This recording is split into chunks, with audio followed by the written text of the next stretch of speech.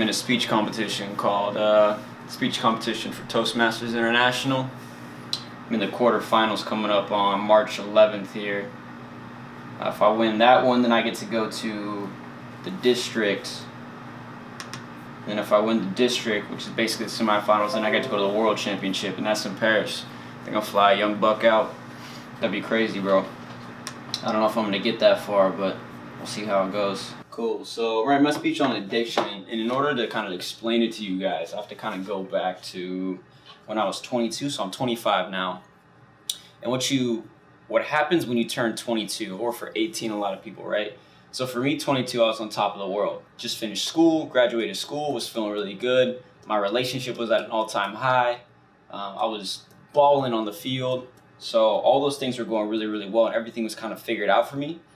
The one thing I didn't have figured out was I didn't have a job yet.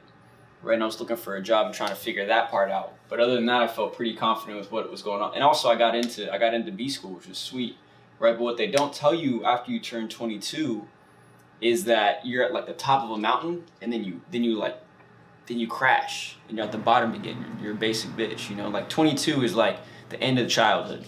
Like you're the guy. 21, 22, like you're the guy, right? You conquered the first mountain, and then they put you back on the mountain. And now you're competing with people who are like 40, 50, 60, who've been playing the game for years, right? So it's a situation where like you're back at the bottom, and you go from being the top guy and having all these emotions and feeling this way to being at the very bottom again. And the real kicker is like emotionally you're not really prepared for that, right? When you're so used to being on the top, right? And then you go literally back down to square one, you don't mean shit anymore, you know? So like when you don't mean shit anymore, it's just like damn, like am I worth anything? Like what's going on, right? I used to always just experiment with drugs a ton, right? When I was 18, I think me and my homies, we would smoke weed like every single day in the dorm. And y'all know who you are. We were smoking weed every single day. We'd play like games where we try to like literally see who could get somebody else, who would pass out first. You know, it was like a competition to like stay awake and see how high we can get. And then we would just drink. What's up, bro? We would just drink all the time too, just like a crazy amount of drinking. Sophomore, junior year, I started to get into more hard stuff. I got really into shrooms. I got really into LSD and like exploring my mind. And it was cool because I was just trying to figure out who I was and figure out what I liked and have that artistry and stuff. And then I would say like senior year, I started to like ow, bitch, get out of here. Senior year, I started like ecstasy. So I was into that for a minute. So I would just use it as a way to like make myself like to have fun and feel good and stuff. But then when 22 hit and I went back down to the bottom, there's this shift where I wasn't feeling as good inside. So for like certain things there, I was doing certain things in order to make myself feel the way I wanted to feel inside. I was using external sources to regulate my emotions and regulate my feelings, right? Which is super important because everybody does it. Everybody's addicted to something. We just don't realize what we're addicted to, right? So like for my grandpa, it's like pain pills. For my dad, it's like gambling and alcohol. And video games now, which is cool. It's a better addiction. So when you gotta choose your addiction. That's a quote that I'm a TM. Hey, get down. Can y'all go upstairs? Someone fuck. Fucking cats, bro. So at the time, I didn't have a job. Just broke up with the girl. I moved away from home because I didn't want to be at home. It wasn't where I wanted to be, and I was trying to get a job, but nobody was calling me back. It was crazy, man. I was either overqualified or underqualified for every single job that I applied to. Nobody wanted to take a chance on you because I didn't realize that like there's a situation where if you're too good for a job, right, then people are afraid that you're just going to use it as a stepping stone and leave, right? They don't want to spend a lot of time training you. And if you're not good enough for a job, right, then people don't want to take a chance on you because if you suck, you're there and you're getting this paycheck and they can't get rid of you. So it was this weird situation where I was just sitting around and nothing was happening. I was sending out thousands of emails, calling people, just doing everything I could, but I still wasn't feeling any better. I had no perspective. I didn't realize that it was a long-term game. I didn't have the mindset that I had. I didn't pick up any of the books that I needed to read to understand the world and how it was going on.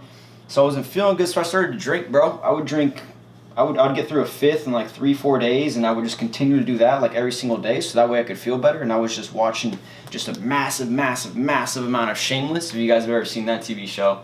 Finally got a job and was working hard for a minute, but then once again felt I hit some roadblocks, right? And those roadblocks, because I'd never dealt with them, I didn't understand how corporate life worked. I didn't understand how the workplace worked.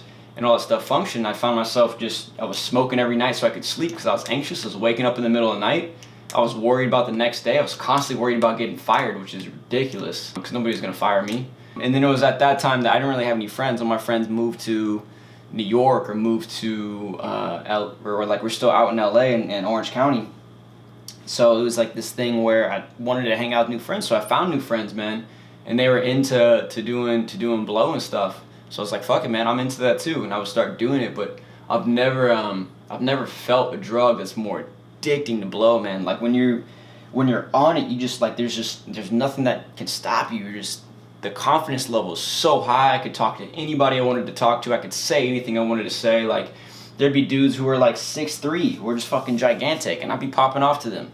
Bro, I'm smart. Like I ain't fighting nobody, dude. Like everybody knows that I just have a huge mouth and I'll psychologically destroy you. But when it comes to physical shit, bro, I'll get my ass beat. I'm not stupid.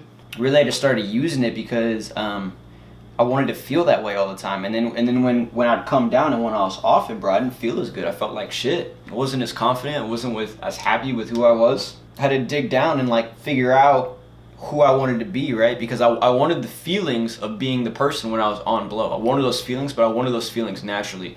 And it's actually cool. There's this limitless quote. See, once you know what's in it, you can tweak it, re-engineer it, get the bugs out, taper off. I'm off it, Carl.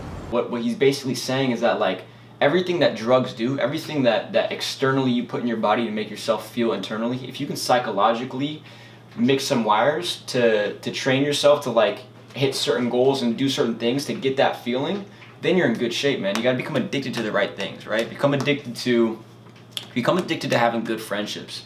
Become addicted to seeing your friends get put on. Become addicted to working hard and doing things for other people, you know?